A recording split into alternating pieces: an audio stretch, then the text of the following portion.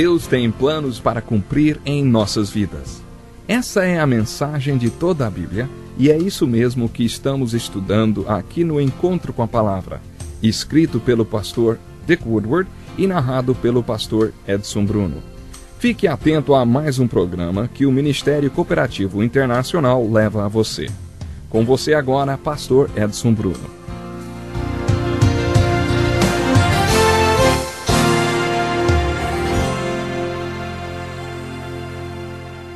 Aqui estamos nós para mais um programa Encontro com a Palavra e é bom demais estarmos juntos.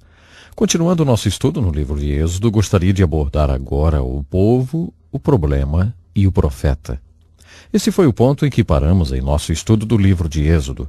No livro de Êxodo percebemos o desenvolvimento do povo de Deus, um povo especial, e também vemos claramente o grande problema que eles tinham, que era o problema da escravidão e a amarga servidão ao Egito.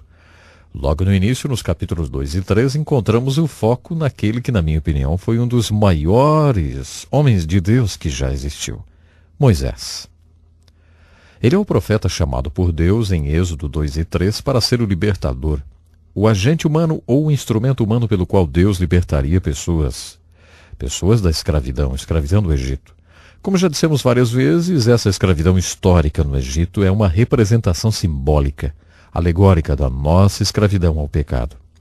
A libertação da escravidão ou servidão do Egito, alegoricamente, é uma imagem da nossa salvação. Isso também significa que Moisés, como libertador, alegoricamente ou simbolicamente, é uma imagem de qualquer agente humano ou instrumento humano que se torna um canal através do qual Deus liberta o povo de sua servidão ao pecado. Poderíamos chamar essa pessoa de um evangelista ou um ganhador de almas. Ao observarmos o chamado e a comissão de Moisés, nos capítulos 2 e 3 do livro de Êxodo, vemos que Deus teve de preparar esse homem e ensiná-lo algumas coisas antes que ele pudesse ser um libertador. Deus teve de ensinar a ele, Moisés, que ele não era ninguém. Depois, então, Deus teve de convencê-lo de que ele era alguém. E Deus teve de mostrar a Moisés o que Deus pode fazer com alguém que aprendeu que é ninguém.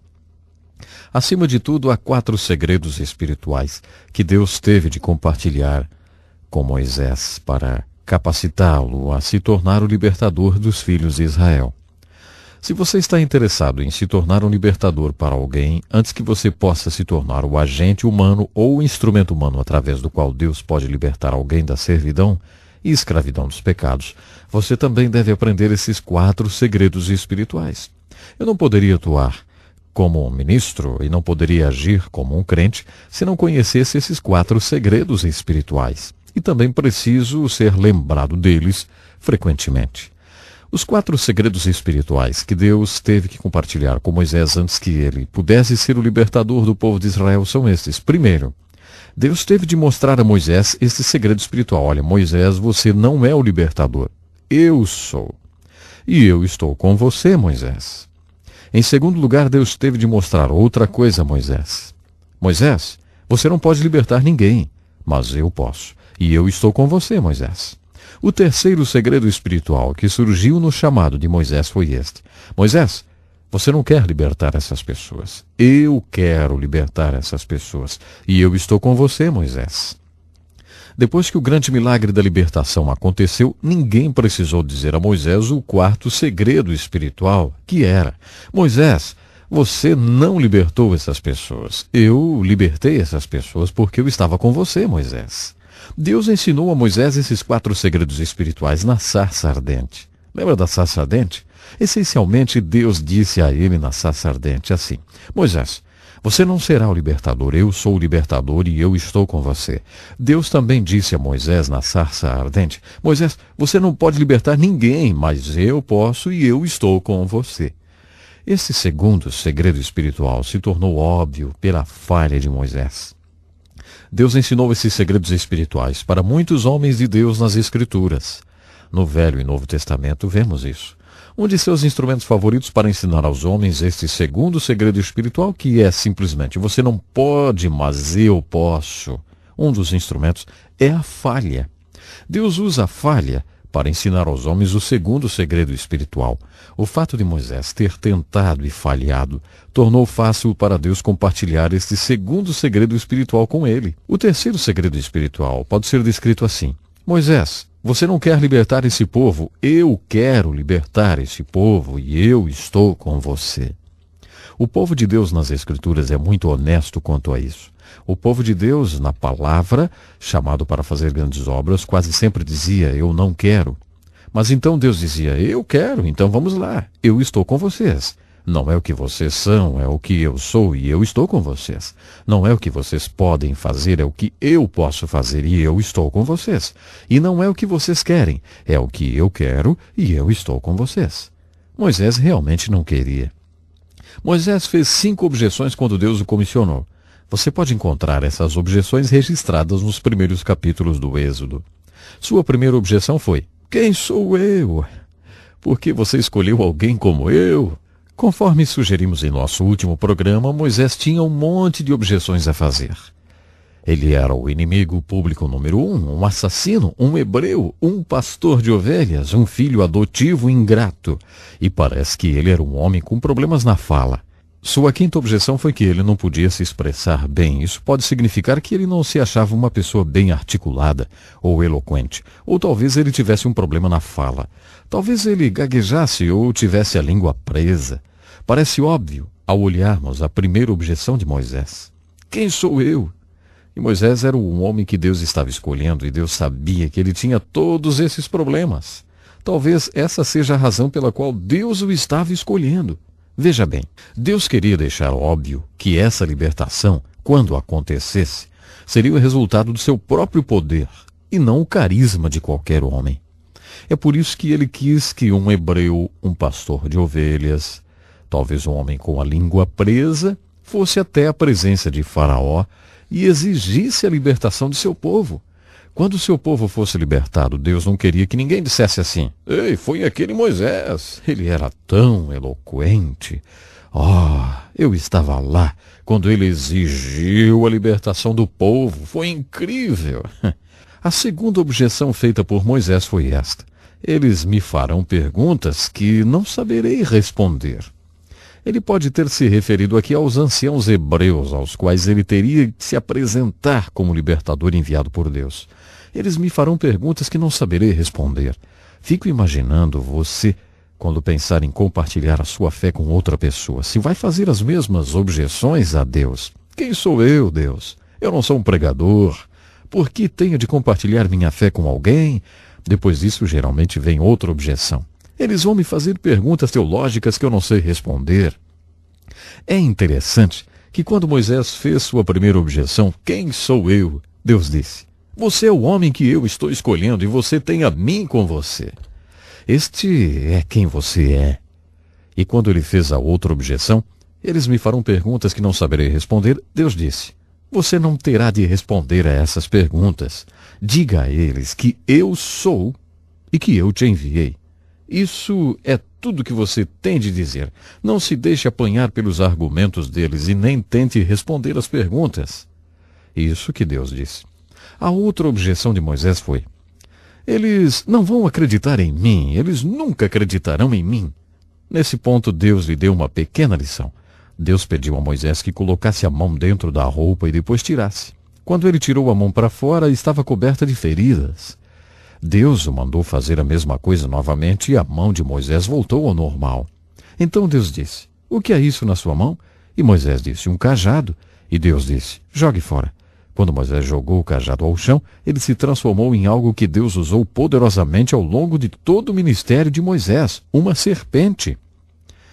A definição de consagração é jogar fora simbolicamente. Deus estava dizendo a Moisés, quando o povo ao qual estou te enviando vir a consagração, quando eles virem os milagres, as evidências de que você é consagrado e que eu estou com você, eles acreditarão em você. Não se preocupe com isso, eles acreditarão em você, Deus disse. Então Moisés disse, bem, eu tenho esse problema na fala, porque você está pedindo a alguém como eu para ir lá e exigir do faraó a libertação? Talvez ele tenha pensado, você conhece Arão. Ele fala muito bem. É claro que Deus sabia que Arão falava muito bem, mas se Deus quisesse Arão, ele teria chamado Arão. E foi aqui que Deus levantou uma grande questão. Ele disse: eu fiz a sua boca, não é mesmo, Moisés? Quem faz as pessoas surdas ou cegas? Não sou eu, o Senhor? Isso é difícil para algumas pessoas aceitarem. Acho que o que Deus estava dizendo novamente era a mesma lição que vimos na vida de José. A dinâmica de sua vida é traçada por Deus. Você pode nunca saber o porquê, mas Deus nos faz do jeito que Ele nos faz. E Deus estava dizendo a Moisés: se eu quisesse um homem eloquente, eu teria feito você eloquente, Moisés. A última objeção de Moisés despertou a ira de Deus contra ele. Moisés diz: envie outra pessoa. Eu imagino quando Deus o comissionar para ser um libertador. Se você não vai fazer essas mesmas objeções e terminar dizendo: ah, Deus, envie outra pessoa e não eu. Eu não serei o teu instrumento. Eu não vou ser uma ferramenta através da qual você trabalhará. Muitas pessoas nas Escrituras foram honestas o bastante para dizer a Deus: Deus, eu não quero. Era isso que Moisés estava dizendo. De certa forma, isso é saudável, porque aquele que quer é geralmente um pouco suspeito. Depois que a vitória vier, quando a libertação chegar, o quarto segredo espiritual que Deus quer que todo o povo de Deus lembre é este: você não libertou esse povo. Eu fiz isso porque eu estava com você. Sabe, eu creio que a mensagem na história do jumento em Números 11 e até mesmo a da história de Mateus 21 é algo assim. Existe um mito hoje sobre a obra de Deus e como Deus faz sua obra através das pessoas. O mito é este: Deus faz super coisas através de super santos porque eles são super santos. Isso é um mito, é um engano. O que as Escrituras nos dizem e o que a história da igreja nos diz é isso: Deus faz muitas coisas extraordinárias através de pessoas comuns, porque eles estão disponíveis. Portanto, aí você tem 4 segredos espirituais que Deus teve de ensinar a Moisés antes que Moisés pudesse libertar o povo de Israel. Número 1. Você não é o libertador, Moisés, mas eu sou o libertador e eu estou com você. Número 2. Você não pode libertar esse povo, Moisés, mas eu posso e eu estou com você. Número 3. Você não quer libertar esse povo, mas eu quero, Moisés, e eu estou com você. Número 4. Você não libertou esse povo, Moisés, mas eu libertei, porque eu estava com você. Sabe, eu sinceramente oro para que esses segredos espirituais possam ter para você pelo menos o significado que tiveram para mim em minha vida e ministério. Em nosso próximo estudo, vou lhe contar como esses 4 segredos espirituais funcionam em minha vida pessoal. Eu também vou demonstrar como esses 4 segredos espirituais foram aplicados por Moisés no Velho Testamento e por Pedro no Novo Testamento. Então, até o nosso próximo programa. Que lição importantíssima. Obrigado, pastor Edson Bruno. Prezado ouvinte, coloque em prática o que você ouviu aqui. Sem dúvida, sua vida será grandemente abençoada. Este é um estudo escrito pelo Dr. Dick Woodward, na voz do pastor Edson Bruno. Escreva-nos e solicite o material. Nosso endereço é Encontro com a Palavra, Caixa Postal 2011, CEP 89201-970, Joinville, Santa Catarina. Até o nosso próximo encontro com a Palavra.